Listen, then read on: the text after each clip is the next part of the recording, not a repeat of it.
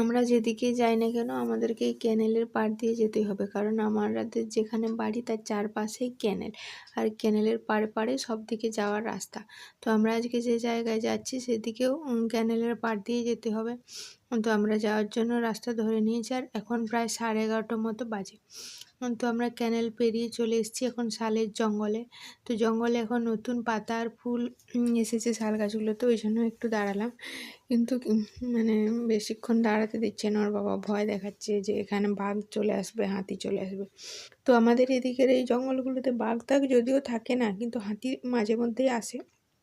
আর এমনি বন্য শূকর বা শেয়াল বা কটা ঘোড়ার যেগুলো বলে ওগুলো তো জঙ্গলে থাকে, তো ওগুলোকে অত ভয় পাওয়ার কিছু নেই।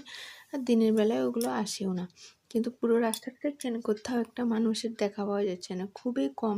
মানে হেঁটে তো কোনো মানুষ যাচ্ছে না, গাড়িতে হয়তো একজন দুজনকে দেখতে পাবেন পুরো রাস্তাটাতে। ওই জন্য বেশি ভয় পাচ্ছি, কারণ সাথে ছোট বাচ্চাও আছে, কিছু কখন বিপদ আপদ হয় বলা তো যায় না।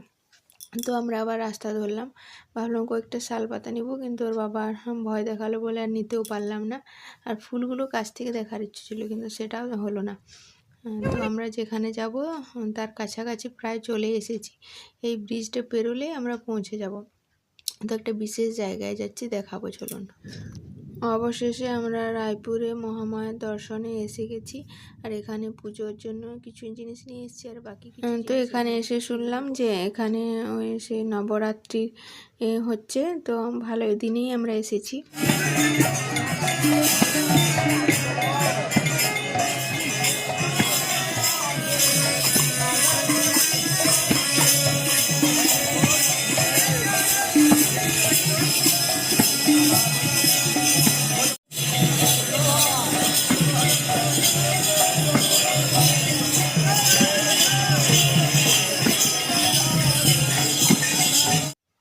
এখানে যে শুধু নবরাত্রি হয়েছে সেটা নয়, এখানে নবকুঞ্জও হয়েছে।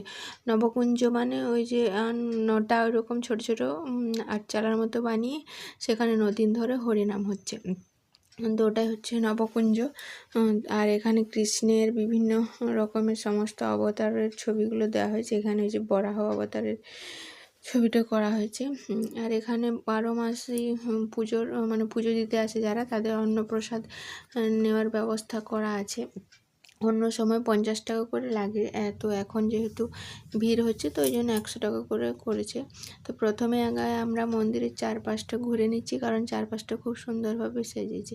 আর এই যে এখানে বাবা শিবনাথের সেই তাণ্ডব নৃত্য করেছিলেন সতীর দেহত্যাগের পর, যেটা সেই সতীকে কাঁধে নিয়ে, তো সেটার করা আছে। তো সেটা দেখতেও খুব সুন্দর লাগছে। চারপাশে এরকম বিভিন্ন কৃষ্ণের ছোটোবেলার ছবি, অসুরবধের ছবি, সমস্ত কিছু করেছে। তো বেটুকে ওগুলো সব দেখাচ্ছিলাম।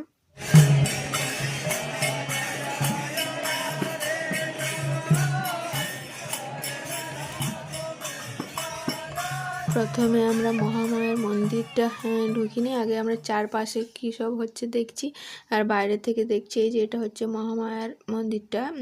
তো ওখানে পুজো টুজো হয় সব কিছু। চারপাশে আজকে প্রচুর ভিড়। আর এই যে সামনে একটা শিবের মন্দিরও আছে। তো এখানে অনেকে পুজো টুজো করাচ্ছে। আর ওই দূরে যে পুকুরটা দেখা যাচ্ছে ওখানেই মানে মা শাখা পড়েছিলেন, আর পুরোহিতের কাছে পয়সা দিতে বলেছিলেন। তো ওই কথিত আছে যে মা মহামায়া এখানে শাখা পড়েছিলেন, তো তাকে কেন্দ্র করে এই মন্দিরটা গড়ে উঠেছে।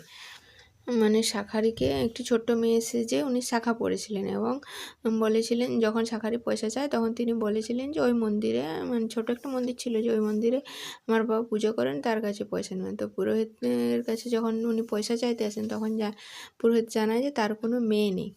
তো তারপর যখন দেখা করতে মানে মেয়েকে দেখাতে বলে, তখন মা ওই পুকুর থেকে হাত দুটো তুলে দেখিয়েছিলেন শাখা পড়া হাত। তখন দেখা যায় যে হাতে শাখা পড়ে রয়েছেন। তো তখন পুরোহিত মশাই মানে বুঝতে পারেন যে ওটা মা দুর্গাই তার কাছে শাখা পড়েছেন তার মেয়ে হয়ে এসে। তারপর থেকে এখানে মহামায়ার মন্দির প্রতিষ্ঠা হয় এবং পুজো হতে থাকে। আর বাঁকুড়ার মধ্যে এটা হচ্ছে সবচেয়ে উঁচু, মানে এটা 108 ফুট উঁচু এই মন্দিরটা। তো এই জন্য বিশেষ মানে সব জায়গায় এটার মানে একটা খ্যাতি লাভ করেছে যে সর্বোচ্চ মন্দির হিসাবে। তো এই জন্য অনেক দিন থেকেই আমরা এটার নাম শুনেছিলাম, কিন্তু আসবো আসবো করছিলাম, আশা আর হয়ে উঠছিল না। বলে না যে কোনো ঠাকুর দর্শন করতে গেলে যতক্ষণ না সেই ঠাকুর মানে তোমাকে ডাকছে তুমি যেতে পারবে না, তো মনে হয় সেটাই হয়েছে। আমরা জানতামও না যে এখানে নাম সংকীর্তন হচ্ছে বা নবরাত্রি হচ্ছে বা নবকুঞ্জ হয়েছে।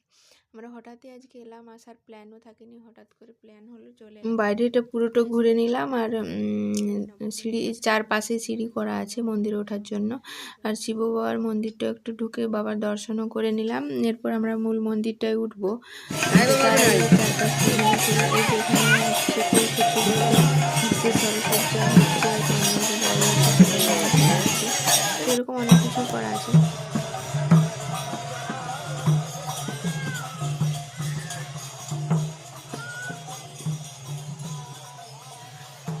বিভিন্ন কৃষ্ণের ছোটোবেলার যেসব ঘটনাগুলো ঘটেছিল সেগুলোর ছবি করা আছে। তার পাশাপাশি এখানে একটা বেশ হাতির মতো করা আছে, তো বেটু হাতিটা দেখতে পেয়ে খুবই খুশি হয়েছে, গিয়ে ওর দাঁত ধরে ঝুলতে শুরু করে দিয়েছে।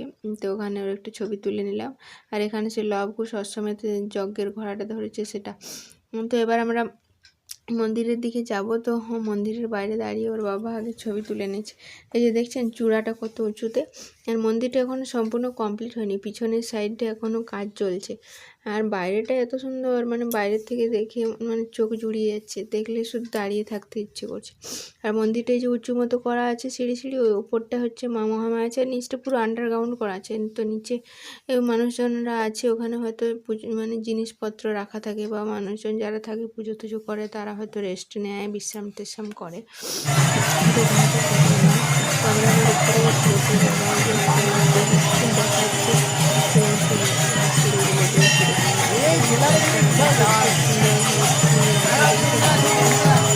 ভালো লাগছে। এখন মায়ের গেটটা বন্ধ করেছে, কারণ এখন দুপুরের অন্নভোগ দেওয়া হবে মাকে।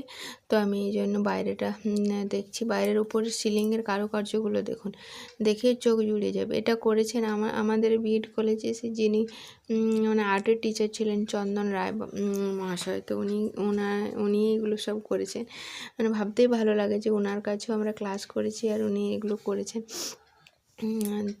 তো গেটটা এখন বন্ধ আছে, একটু পরে খুলবে। মায়ের অন্নভোগ লাগানো হয়ে গেল, আমার পুজো টুজো করানো হয়ে গেছে। এবার মন্দিরটা চারপাশটা একটু ঘুরে নিচ্ছি, তো আপনাদেরকে একটু পরে দেখাবো, কারণ পুজোর সময় আমি আর ভিডিও করলাম না। পুজোর টুজো আমাদের হলো, তারপর প্রসাদ টসাদ খেয়ে আমি চারপাশটা ঘুরছি। এই যে দেখুন মায়ের মূর্তিটা, মানে প্রচুর ভিড়, আর এখানের মা নাকি খুব জাগ্রত সবাই বলে।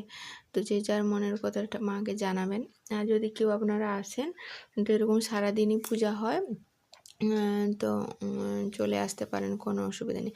রায়পুরে এসে রায়পুরের মোড় থেকে বাঁ সাইডের একটা রাস্তা ধরে সোজা এলেই মন্দিরটা পাওয়া যাবে। আর রায়পুরে এসে মানুষজনকে জিজ্ঞেস করলে তারা বলে দেবে যে মহামায়া মন্দিরটা কোন দিকে। তো মন্দিরটা আমি আগে প্রদক্ষিণ করে নিই 3 বার, তারপর করে যাবো। এই যে বেটু এখন ঘন্টা বাজিয়ে নিচ্ছে, একজন বাজাচ্ছিল দেখে ওরও বাজাতে ইচ্ছে হয়েছে। এই যে এদিক থেকে ঢোকা হয়, আর ঢুকছে সবাই, আর ওখানে পুজো টুজো করছে, আর ওই পাশ দিয়ে আরেকটা গেট আছে, ওই দিক দিয়ে বেরিয়ে যাচ্ছে। তো এই যে বাইরেটা দেখুন, 4 পাশ থেকে সিঁড়ি করা আছে, আর কারুকার্যগুলো মানে এত সুন্দর বলার নয়, দেখে চোখ জুড়িয়ে যাচ্ছে। আর এই মন্দিরটাকে কেন্দ্র করে চারপাশে 9টা কুঞ্জ বানানো হয়েছে, সেগুলোতে নাম সংকীর্তন চলছে। আমাদের পুজো টুজো সব কমপ্লিট হয়ে গেছে, দর্শন প্রণাম সব কিছু হয়ে গেছে। এবার আমরা বাড়ির পথ ধরবো, কিন্তু তার আগে আরেকবার মাকে দেখে নিলাম। আর এই যে এটা মেন গেটটা, কিন্তু এই গেটটা বন্ধ হয়ে থাকে, কারণ সাইডের দুটো গেট দিয়ে একটা গেট দিয়ে প্রবেশ পথ, একটা দিয়ে গেট দিয়ে বাহির পথ করা হয়েছে। মুখোমুখি মায়ের গেটটা বন্ধ আছে। এই যে একটা এই সাইডের আরেকটা গেট। আমরা দর্শন করে বাড়ির পথ ধরে নিয়েছি, আর এই শাল গাছে ভাবলাম পাতা তুলবো, কিন্তু সে আর হলো না, কারণ বেটু গাড়িতেই ঘুমিয়ে গেছে। আর এখন প্রায় 2:30টার মতো বাজে, তো বাড়িতে গিয়ে আমরা খাওয়া দাওয়া করবো। তো দেরি হচ্ছে অনেক। আর তো চলুন, ভিডিওটা আজকে এই পর্যন্তই, আর পরে অন্য কোনো দিন দেখাবো শালের ফুলটা কাছ থেকে। তো আজকে এখানে শেষ করলাম ভিডিওটা।